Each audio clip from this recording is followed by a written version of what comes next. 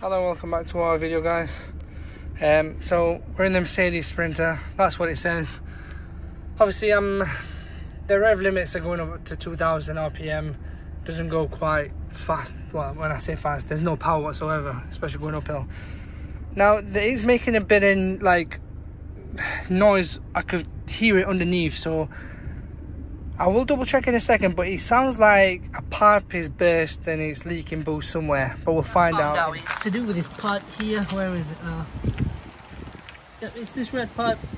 There's a split in it, hence why it's bringing us this code. So don't forget, guys, that fault code could be all sorts of faults. It could be a transducer, it could be the turbo, it could be the wastegate causing it, it could be the intercooler, but your best option would be to do a smoke test.